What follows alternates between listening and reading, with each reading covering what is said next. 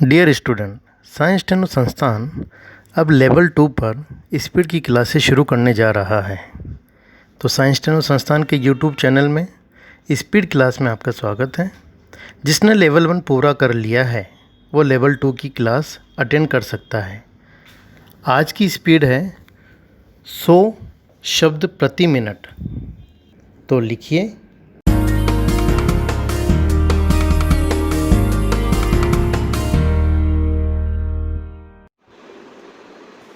महोदय, महिलाएं दुनिया के अधिकतर भाग में, विशेष रूप से तीसरी दुनिया के देशों में दूसरे दर्जे की नागरिक मानी जाती हैं। उनकी इस स्थिति का समाजशास्त्रीय और ऐतिहासिक संदर्भों में गहन विश्लेषण किया गया और किया जा रहा है। उनकी स्थिति बेहतर बनाने के अनेक तरीके बताए जाते हैं, लेकिन इन सब के बावजूद महिलाओं की स्थिति में कोई गुणात्मक मौलिक अंतर नहीं आया है। इस संदर्भ में समाज के उन वर्गों की बात करना निरर्थक है जहां परिवर्तन की हवा बहुत पहले चल चुकी थी। यह संदर्भ बहुसंख्यक महिलाओं से संबंधित है। वास्तव में इस पूरी स्थिति का केंद्र बिंदु है महिलाओं का अपनी वस्तु स्थिति से अनभिज्ञ होना। पैरा।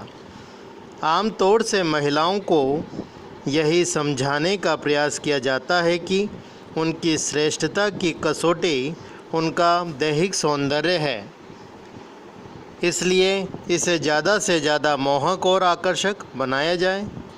यह परिप्रेक्ष्य पूरी स्थिति को बदल देता है।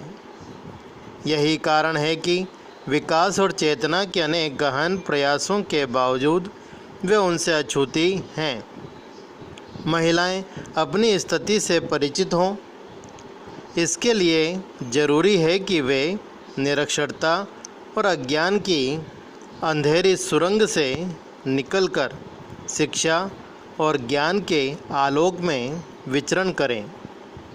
ऐसा करने से ही विकास की प्रक्रिया के अंतर्गत पुरुष के समकक्ष व्यवहारिक स्तर प्राप्त कर सकती हैं।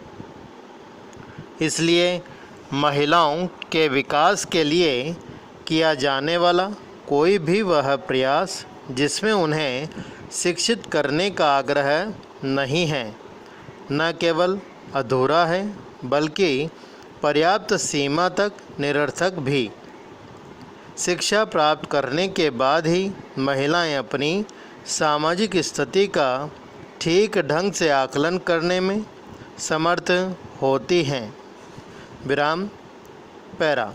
शिक्षा के द्वारा प्राप्त ज्ञान चक्षु उन रूढ़ियों के विरोध का साहस देते हैं जो महिलाओं को आगे बढ़ने से रोकती हैं और जिनकी कोई सामाजिक प्रासंगिकता नहीं है।